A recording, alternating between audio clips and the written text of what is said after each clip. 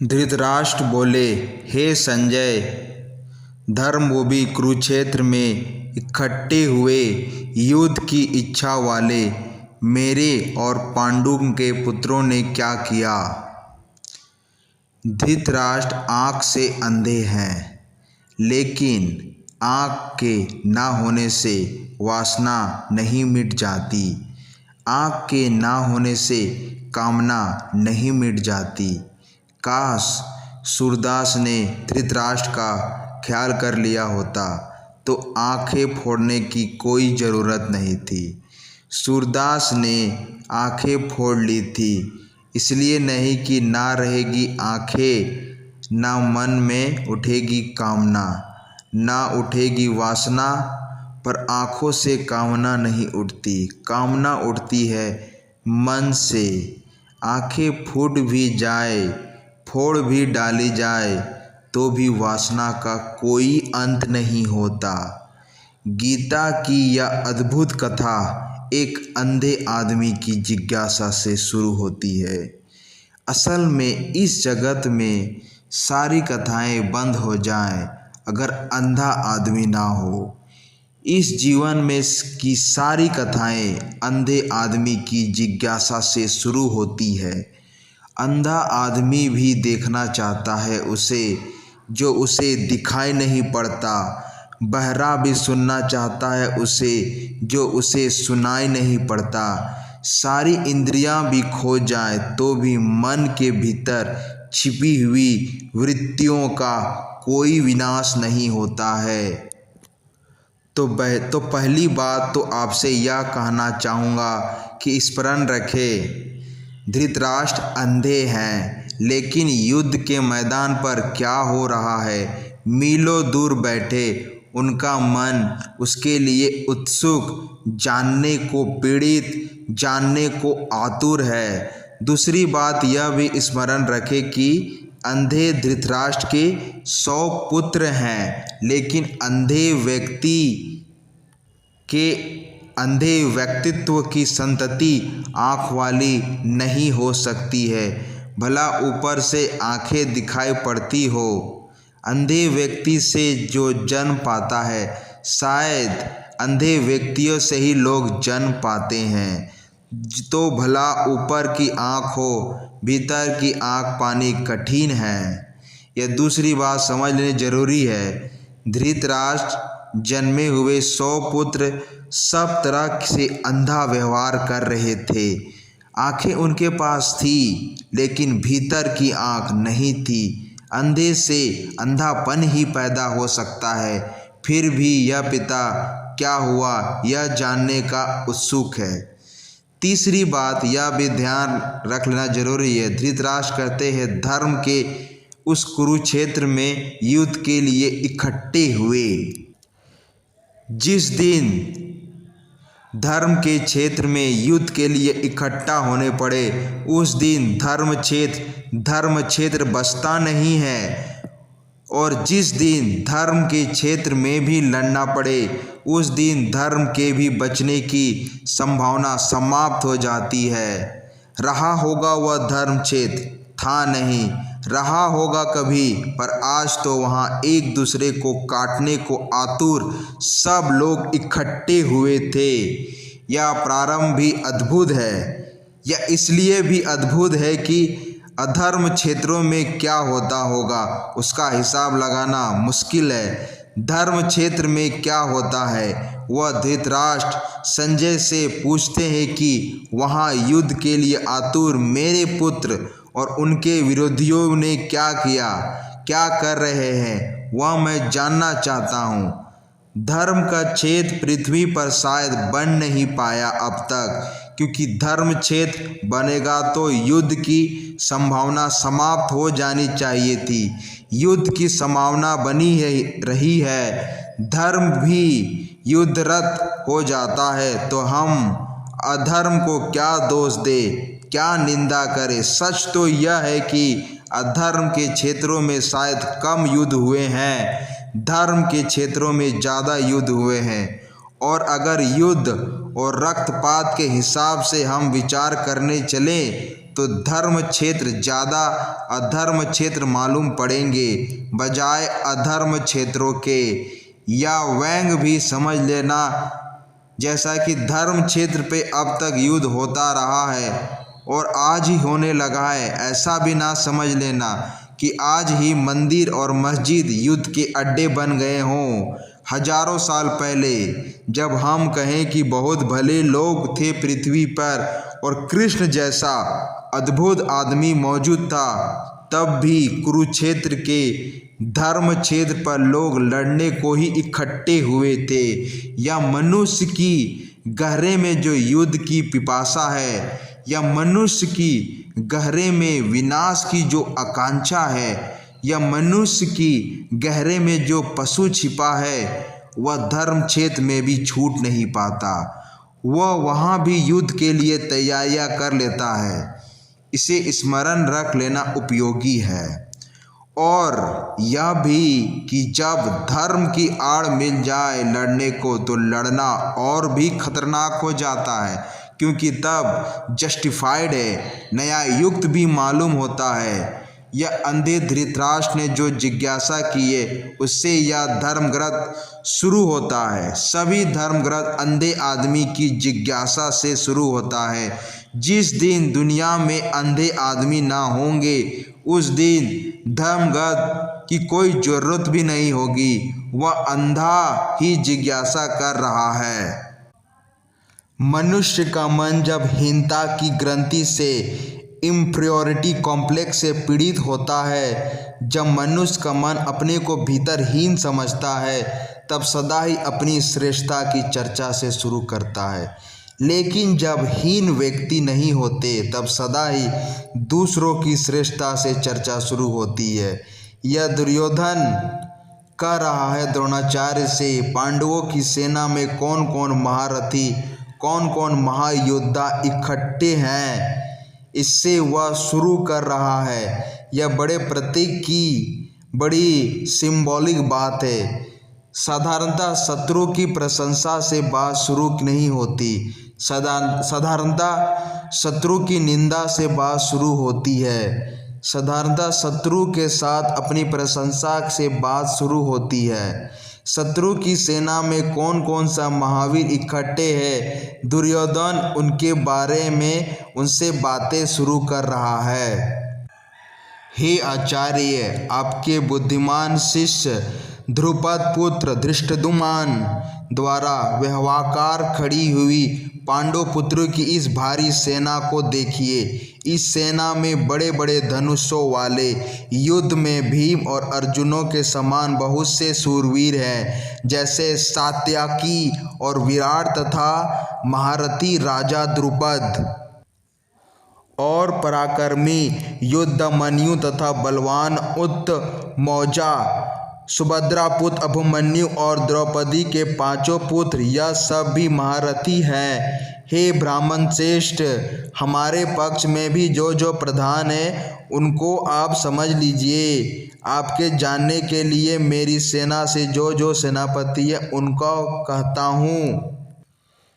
यह एक बुनियादी अंतर सदियों में पड़ा है। बुरे आदमी पहले भी थे, अच्छे आदमी पहले भी थे। ऐसा नहीं आज बुरे आदमी बढ़ गए हैं और अच्छे आदमी कम हो गए हैं। आज भी बुरे आदमी उतने ही हैं, अच्छे आदमी उतने ही हैं। अंतर क्या पड़ा है?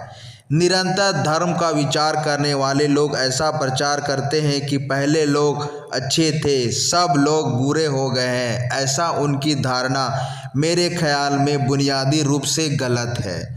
बुरे आदमी सदा थे, अच्छे आदमी सदा थे। अंतर इतना ऊपर नहीं है, अंतर बहुत भीतरी पड़ा है। बुरा आदमी भी पहले हीनता की ग्रंथि से पीड़ित नहीं था, आज अच्छा आदमी भी हीनता की ग्रंथि से पीड़ित है। यह गहरे में अंतर पड़ा है। आज अच्छे से अच्छा आदमी भी बाहर से ही अच्छा है और भीतर स्वयं भी आश्वस्त नहीं है। और ध्यान रहे, जिस आदमी का आश्वासन स्वयं पर नहीं है, उसकी अच्छाई टिकने वाली अच्छाई नहीं हो सकती है।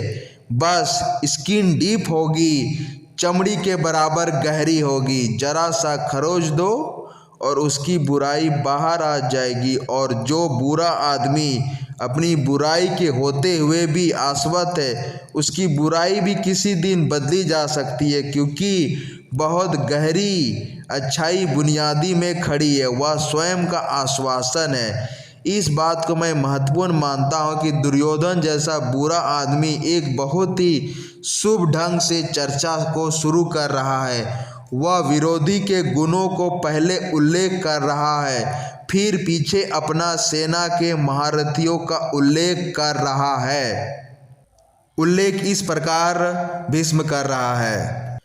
दुर्योधन कहता है, एक तो स्वयं आप और पितामह भीष्म तथा कर्ण और संग्राम विजयी कृपाचार्य तथा वैसे ही अश्वत्थामा विकर्ण सोमदत्त का पुत्र भूरि श्रवा और भी बहुत से शूरवीर अनेक प्रकार के शस्त्र अस्त्रों के युक्त मेरे लिए जीवन की आशा को त्यागने वाले सबके सब युद्ध में चतुर हैं। और भीष्म पितामह द्वारा रचित हमारी वह सेना सब प्रकार से अजय है। और भीम द्वारा रचित इन लोगों की यह सेना जीतने में सुगम है। इसलिए हम मोर्चों पर अपनी अपनी जगह स्थित रहते हुए आप लोग सब के सब ही निस्संदेह भीष्म पितामह की यह सब और से रक्षा करें। इस प्रकार द्रोणाचार्य से कहते हुए दुर्योधन के वचनों को सुनकर कौरवों में वृद्ध बड़े प्रतापी भीष्म पितामह भीष्म उसके हृदय के हर्ष उत्पन्न करते हुए उच्च स्वर में सिंहनाद के समान गर्जर कर सिंह बजाया। उसके उपरांत शंख और नगाड़े तथा ढोल मृदंग और नृसिंहादि बाजे एक साथ ही बजे। उनका वह शब्द बड़ा भयंकर हुआ। इसके अनंतर सफ़ेद घोड़ों से युक्त उद्धम रथ में बैठे हुए श्री कृष्ण और अर्जुन ने भी अलौकिक शंख बजाए। उनमें श्री कृष्ण ने पांचजन्य नामक शंख और अर्जुन ने देवदत्त नामक शंख बजाया। भयानक कर्म वाले भीमसेन ने पांड्रे नामक महाशंख बजाया। कुंती पुत्र राजा युधिष्ठिर ने अनंत विजय नामक और नकुल तथा सहदेव ने सुघोष और मणि पुष्पक नामक वाले शंख बजाए। श्रेष्ठ धनुष वाला काशीराज और महारथी शिखंडी और धृष्टद्युम्न तथा राजा विराट और अजय सात्यकी राजा ध्रुपद और द्रौपदी के पांचों पुत्र और बड़ी भुजा वाला सुभद्रा पुत्र अभिमन्यु, इन सब ने हे राजन अलग अलग शंख बजाए। और उस भयानक शब्द से आकाश और पृथ्वी को भी शब्दमयन करते हुए धृतराष्ट्र पुत्र के हे राजन, उनके उपरांत कपिध्वज के अर्जुन के खड़े हुए धृतराष्ट्र पुत्रों को देखकर उस शस्त्र चलने की तैयारी के समय धनुष उठाकर ऋषिकेश श्री हरिकृष्ण ने यह वचन कहा, हे उच्युत, मेरे रथ को दोनों सेनाओं के बीच में खड़ा करिए। जब तक मैं इन स्थिति पर युद्ध की कामना वाले इस अच्छी प्रकार देख लो, इस युद्ध रुक व्यापार में किन किन के साथ युद्ध करना योग्य है। अर्जुन जिनके साथ युद्ध करना है उन्हें देखने की कृष्ण से प्रार्थना करता है। इसमें 2-3 बातें आज की सुबह के लिए आखिरी समझ लेना उचित है। फिर हम एक तो अर्जुन का यह कहना कि किनके साथ मुझे युद्ध करना है, उन्हें मैं देखूं, ऐसी जगह मुझे ले चलकर खड़ा कर दे। एक बात का सूचक है कि युद्ध अर्जुन के लिए ऊपर से आया हुआ दायित्व है, भीतर से आई हुई पुकार नहीं है। ऊपर से आई हुई मजबूरी है, भीतर से आई हुई वृत्ति नहीं है। युद्ध एक विवशता है, मजबूरी है, लड़ना पड़ेगा। इसलिए किससे लड़ना है, इससे वह पूछ रहा है। उनको मैं देख लूँ, कौन कौन लड़ने को आतुर होकर आए हैं, कौन कौन युद्ध के लिए तत्पर है, उन्हें मैं देख लूँ। जो आदमी स्वयं युद्ध के लिए तत्पर है उसे इसकी फिक्र नहीं होती कि दूसरा युद्ध के लिए तत्पर है या नहीं।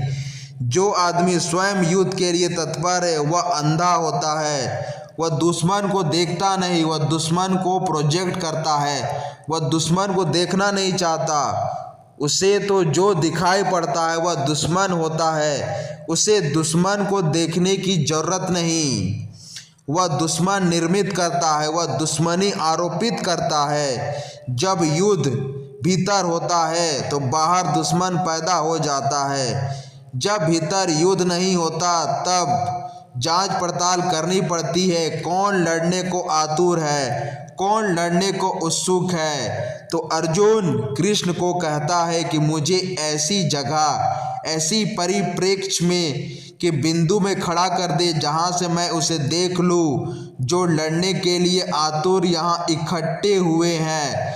दूसरी बात, जिससे लड़ना है उससे ठीक से पहचान लेना युद्ध का पहला नियम है। जिससे भी लड़ना हो उसे ठीक से पहचान लेना युद्ध का पहला नियम है। समस्त युद्धों का, कैसा भी युद्ध हो, जीवन के भीतरी या बाहरी, शत्रु की पहचान युद्ध का पहला नियम है। युद्ध में केवल वही जीत सकते हैं जो शत्रु को ठीक से पहचानते हैं। इसलिए आमतौर से जो युद्ध पिपासु वह नहीं जीत पाता, क्योंकि युद्ध पिपासु के लिए धुएं में इतना घिरा होता है कि शत्रु को पहचानना मुश्किल हो जाता है। लड़ने की आतुरता इतनी होती है कि किससे लड़ रहा है उसे पहचानना मुश्किल हो जाता है। जिससे हम लड़ रहे हैं उसे ना पहचानते हो तो हार पहले ही निश्चित है। इसलिए युद्ध के क्षण में जितनी शांति चाहिए विजय के लिए उतनी शांति किसी और क्षण में नहीं चाहिए। युद्ध के क्षण में जितना साक्षी का भाव चाहिए विजय के लिए उतना किसी और क्षण में नहीं चाहिए। यह अर्जुन कह रहा है कि मैं अब साक्षी होकर देख लूँ कौन कौन लड़ने को है, उनका निरीक्षण कर लूँ, उनका ऑब्जर्वेशन कर लूँ। यह थोड़ा विचारणीय है। जब आप क्रोध में होते हैं तब ऑब्जर्वेशन कम से कम रह जाता है। जब आप क्रोध में होते हैं तब निरीक्षण की क्षमता बिल्कुल खो जाती है, और जब क्रोध में होते हैं तब सर्वाधिक निरीक्षण की जरूरत है। लेकिन बड़े मज़े की बात है, अगर निरीक्षण हो तो क्रोध नहीं होता, अगर क्रोध हो तो निरीक्षण नहीं होता। यह दोनों एक साथ नहीं हो सकते। अगर एक व्यक्ति क्रोध में निरीक्षण को उत्सुक हो जाए तो क्रोध खो जाए। यह अर्जुन क्रोध में नहीं है इसलिए निरीक्षण की बात कर पा रहा है, यह क्रोध की बात नहीं है। जैसे युद्ध बाहर बाहर है, छू नहीं रहा है कहीं, साक्षी होकर देख लेना चाहता है कौन कौन लड़ने आए हैं, कौन कौन आतुर है। यह निरीक्षण की बात कीमती है। और जब भी कोई व्यक्ति किसी भी युद्ध में जाए, चाहे बाहर के शत्रुओं से और चाहे भीतर के शत्रुओं से, तो निरीक्षण पहला सूत्र है, राइट ऑब्जर्वेशन पहला सूत्र है। अगर भीतर के शत्रुओं से भी लड़ना हो तो राइट ऑब्जर्वेशन पहला सूत्र है। ठीक से पहले देख लेना किससे लड़ना है। क्रोध से लड़ना है तो क्रोध देख लेना, काम से लड़ना है तो काम को देख लेना, लोभ से लड़ना है तो लोभ को देख लेना। बाहर भी लड़ने जाए तो पहले बहुत ठीक से देख लेना कि किससे लड़ रहे हैं, वह कौन है। इसका पूरा निरीक्षण तभी संभव है जब साक्षी होने की क्षमता हो, अन्यथा संभव नहीं है। इसलिए गीता अब शुरू होने के करीब आ रही है, उनका रंगमंच तैयार हो गया है। लेकिन इस सूत्र को देखकर लगता है कि अगर आगे की गीता का पता भी ना हो तो जो आदमी निरीक्षण को समझता है वह इतने सूत्र पर भी कह सकता है कि अर्जुन को लड़ना मुश्किल पड़ेगा, यह आदमी लड़ ना सकेगा, इसको लड़ने में कठिनाई आने ही वाली है, क्योंकि जो आदमी निरीक्षण को उत्सुक है वह आदमी लड़ने में मुश्किल पाएगा। वह जब देखेगा तो लड़ ना पाएगा। लड़ने के लिए आंखें बंद चाहिए, लड़ने के लिए जूझ जाना चाहिए। निरीक्षण की सुविधा नहीं होनी चाहिए। गीता ना भी पता हो तो आगे जो भी आदमी निरीक्षण के तत्व को समझेगा वह इसी सूत्र पर कह सकेगा कि यह आदमी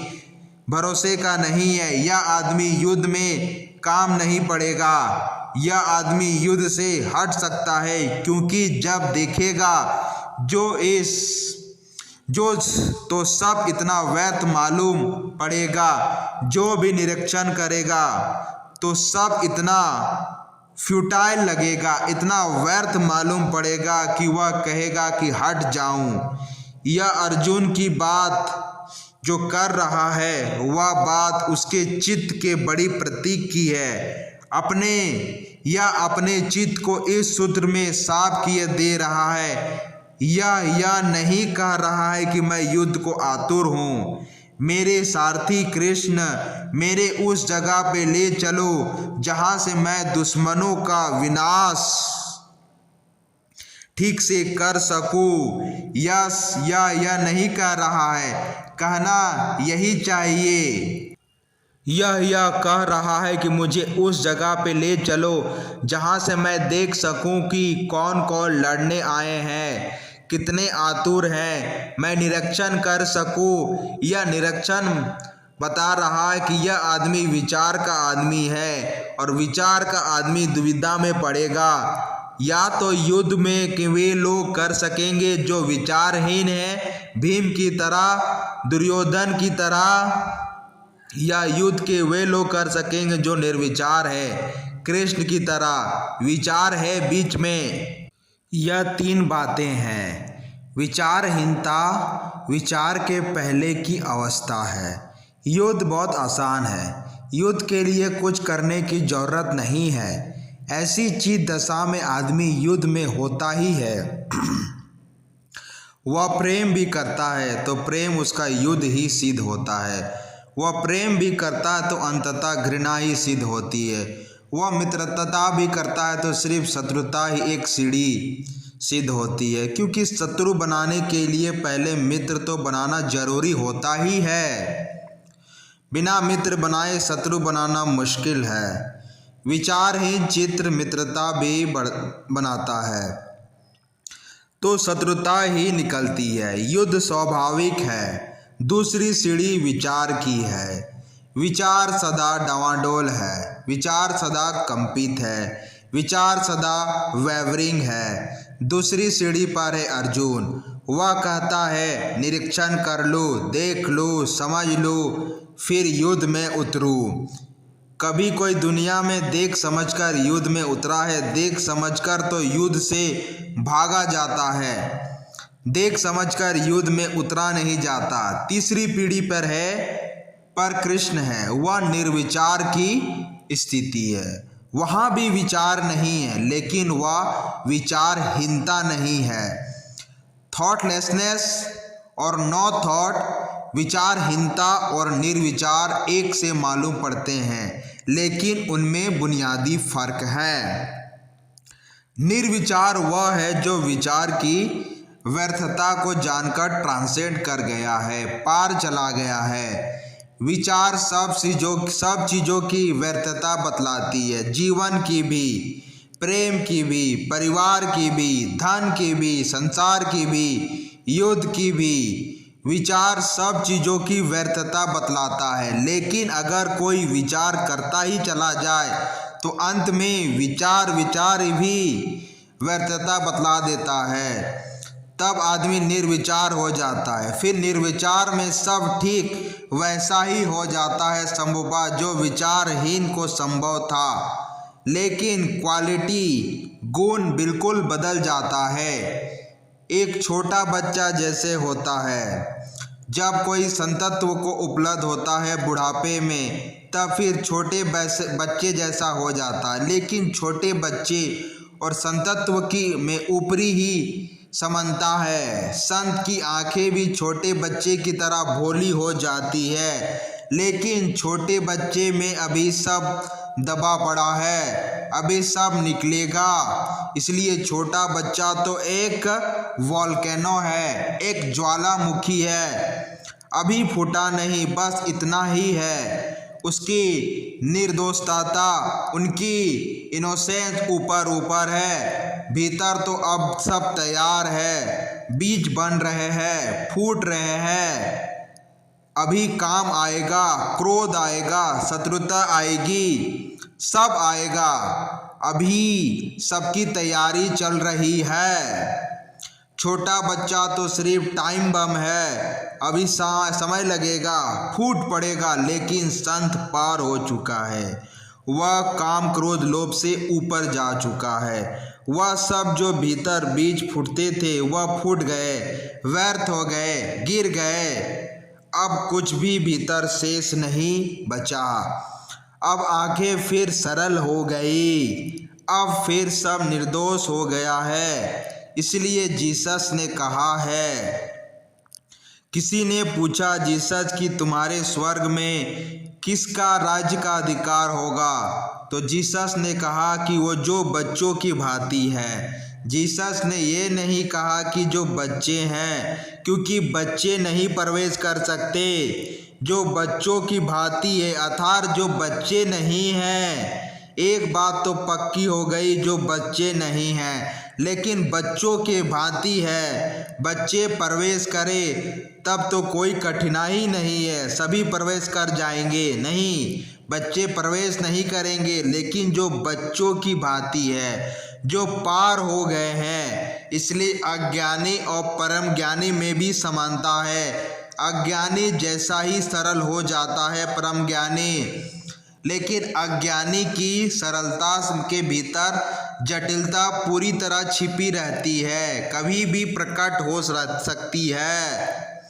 परम ज्ञानी की सब जटिलता खो गई होती है। जो विचारहीन है उसमें विचार की शक्ति पड़ी रहती है, वह विचार कर सकता है, करेगा। जो निर्विचार है वह विचार के अतिक्रमण में हो गया है, वह ध्यान में पहुंच गया है, समाधि में पहुंच गया है। जो कठिनाई पूरा गीता में उपस्थित होगी या जो पूरा भीतर का अंतर्द्वंद उपस्थित होगा, अर्जुन दो तरह के युद्ध में जा सकता है। या तो वह विचारहीन हो जाए लेकिन नीचे उतर जाए, वह खड़ा हो जाए जहाँ दुर्योधन भीम खड़े हैं तो युद्ध में जा सकता है, या फिर वहाँ पहुँच जाए जहाँ कृष्ण खड़े हैं, निर्विचार हो जाए तो युद्ध में जा सकता है। अगर अर्जुन ही रहे, मध्य में ही रहे, विचार में ही रहे तो वह जंगल जा सकता है, युद्ध में नहीं जा सकता। वह पलायन करेगा, वह भागेगा। शेष भाग अगले वीडियो में। तब तक के लिए नमस्कार।